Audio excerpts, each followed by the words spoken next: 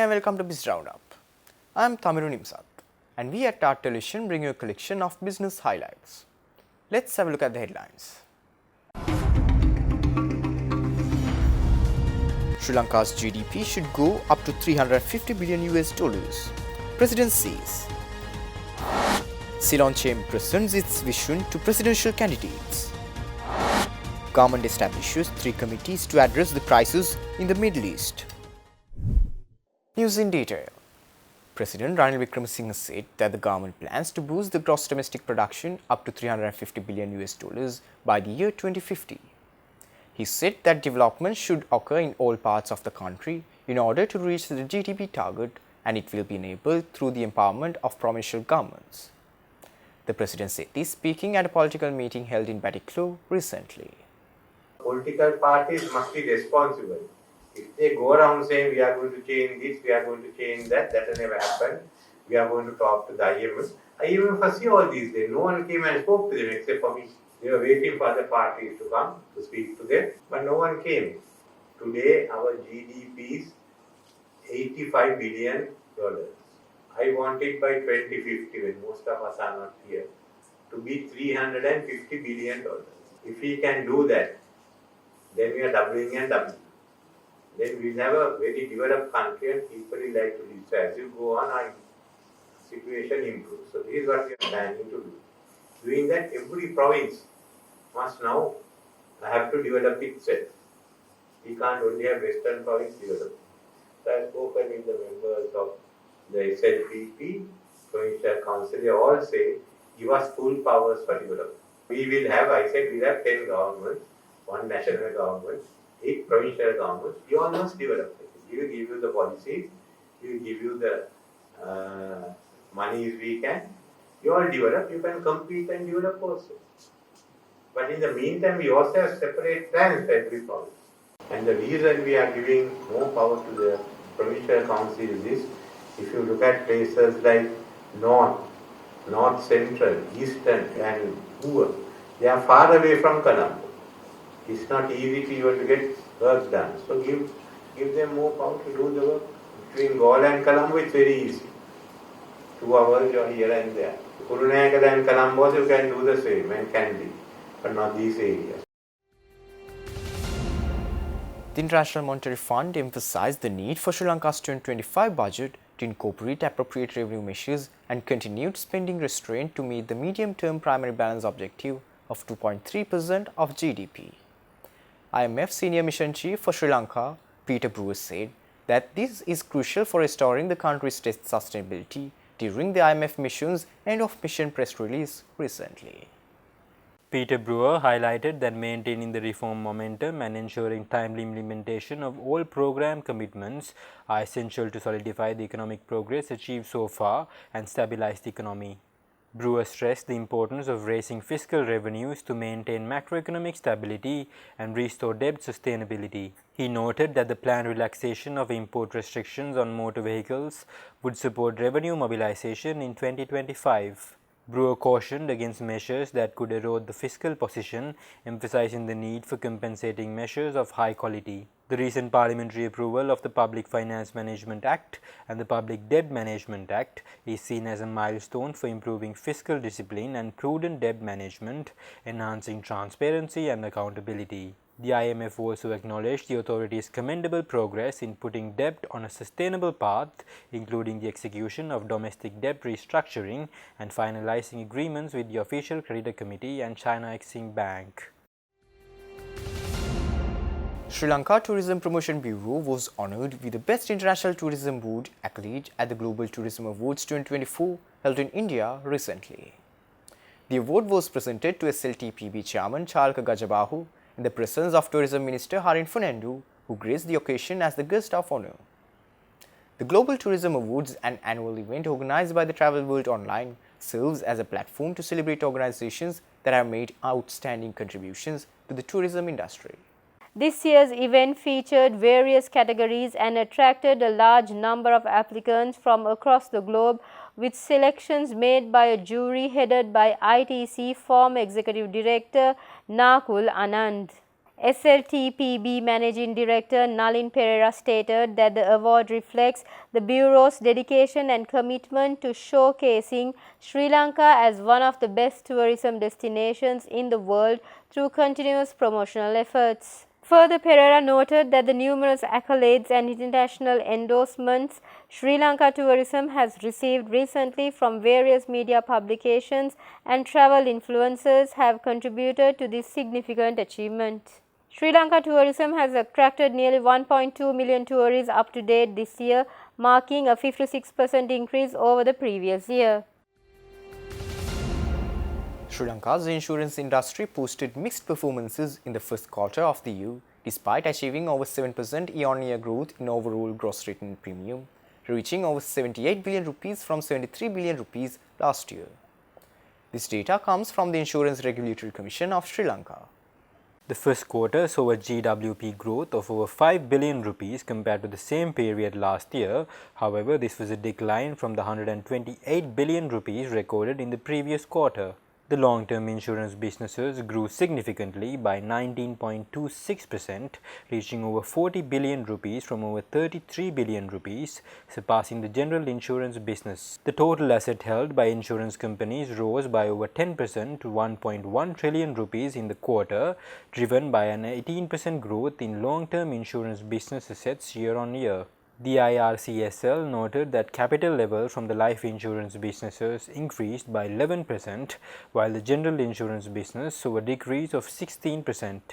The profit before tax for both long-term and general insurance businesses grew by over 35% to over 12 billion rupees. At the end of the first quarter, Sri Lanka had 29 insurance companies in operation, 15 in long-term life insurance businesses, 13 in general insurance business, and 1 as a composite company. Additionally, 78 insurance brokering companies were registered with the Commission, with their total assets rising by nearly 28% to over 13 billion rupees during the period. Stay tuned. We will return after the short commercial break.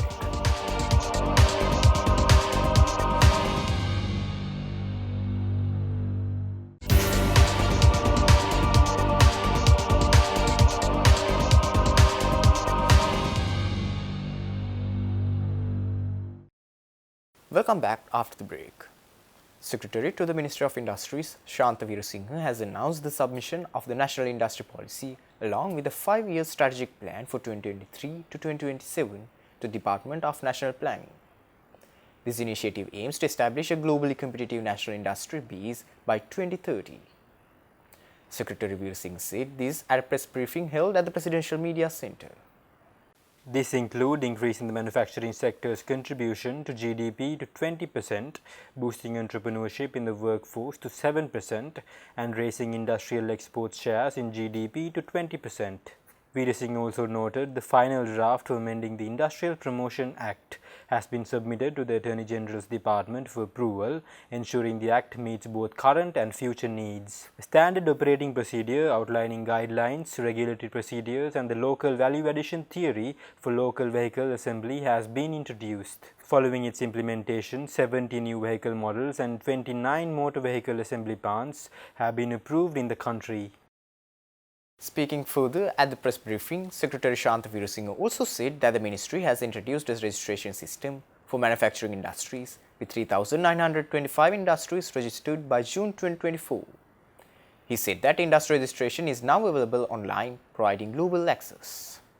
Under the initiative to enhance leadership and entrepreneurship in small and medium-scale enterprises, the revolving fund loan scheme allocated 293 million rupees for 33 projects in 2022.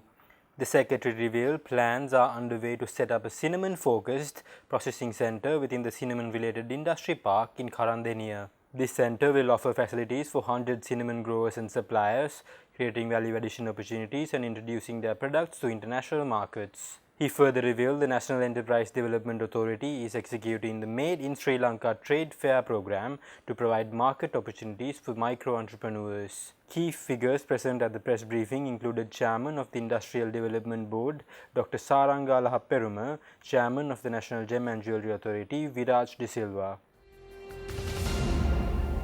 Minister of Foreign Affairs Ali Sabri emphasized the significance of the decision to establish 3 special committees to address potential crises in the Middle East. This proactive measure, according to the minister, is crucial in ensuring Sri Lanka's stability amidst global uncertainties. The minister said this speaking at the Presidential Media Centre recently.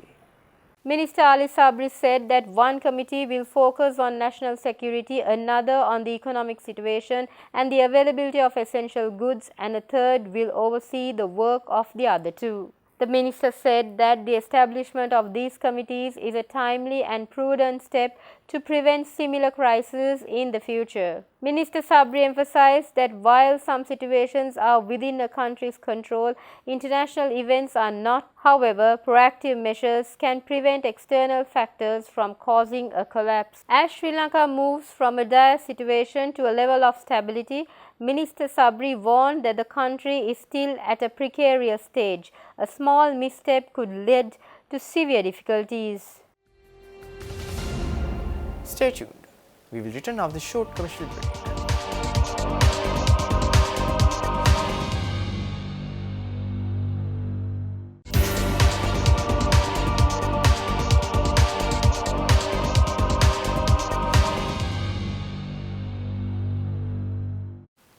Welcome back after the break. The Securities and Exchange Commission of Sri Lanka, in collaboration with the Colombo Stock Exchange, hosted an investor forum in Matharu last week. The forum was held to raise awareness on investor protection and highlight the importance of investor education in stock market investments. The forum began with an introduction to investing by an executive at the CSC Mathur branch, Bimal Ganesha. He covered the investment process and the pros and cons of stock market investments. Manager of External Relations at SCC, Nimal Kumar Singha, educated investors on the role of the SCC in the market, focusing on investor protection. Senior Executive of Digital Products at the CSC, Shanika Ramanayaka, conducted a session to raise awareness about the CSC mobile app, enhancing digital engagement with the stock market. The forum concluded with an interactive panel discussion featuring Nimal Kumar Singha, Shashikak Vikramaratne and Niroshan Vijayasundara, Senior Vice President of Marketing at the CSC. The SCC and CSC have planned more investor forums for 2024 with upcoming events in Colombo and Ambalantota. The Ceylon Chamber of Commerce has launched its landmark policy document, Vision 2030. This economic plan aims to guide Sri Lanka towards sustainable and inclusive development by 2030. The inaugural copy of Vision 2030 was presented to President Ranil Wickremesinghe and other political leaders earlier this week. Vision 2030 outlines a 5-year economic plan that targets various critical sectors including healthcare, agriculture, education and logistics. It also highlights key enablers such as tax reforms, trade reforms, digitalization and power and energy reforms. In the digital sector, the plan aims to double the digital economy's GDP contribution to 10%, implement a digital ID system, reduce cash transactions by 30% and foster 10 globally recognized startups. It proposes streamlining investment approvals, liberalizing foreign investment rules and positioning Colombo Port City as a regional finance, retail and entertainment hub. In the SME sector, the document aims to raise the GDP contribution to 60% and SME employment to 55% with 30 companies listed on the Colombo Stock Exchange Empower Board. In export promotion and facilitation, the plan aims to increase exports to 30% of GDP, develop new sectors generating $1 billion each in export revenue and increase exports to non-traditional markets by 25%. Chairman of the Ceylon Chamber of Commerce, Duminda Hulangamo, stated that Vision 2030 is not just a policy document but a blueprint for a prosperous and sustainable Sri Lanka. Trade Minister Nalin Fernando and New Zealand High Commissioner David Pine discussed strategies to enhance trade relations between Sri Lanka and New Zealand at the Trade Ministry premises on Monday. The discussions focused on diversifying Sri Lanka's exports and strengthening bilateral ties in various sectors. Minister Fernando highlighted Sri Lanka's efforts to diversify its exports by supporting the SME sector, emphasizing the importance of increasing exports to the New Zealand market. High Commissioner David Pine emphasized the importance of creating connections between stakeholders in both countries to boost tourism. The High Commissioner also stressed the need for enhanced partnerships not only in tourism but also in trade, sports, the dairy industry, education and cultural sectors. He noted the high skill levels among Sri Lankan migrants in New Zealand and the potential for developing Sri Lankan products for sophisticated international markets. With that, we wind up for today. For this and more, subscribe to our channel on YouTube and follow us on Facebook. See you tomorrow with State of Business at 7:45 p.m. Take care and good night.